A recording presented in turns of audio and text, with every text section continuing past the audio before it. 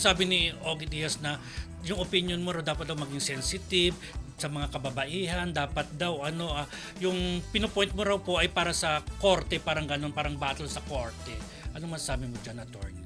I don't have to be that because yung sinasabi nilang gender sensitivity, political correctness, all that is subordinate to one fundamental right under the Constitution, and that is the freedom of speech, the freedom of expression, the right to express yourself in whatever manner you see fit. Basta, hindi ka lang lalampas dun sa isang hangganan na magiging criminal offense. Yun po yun eh. Yung sinabi ko naman is not criminal offense.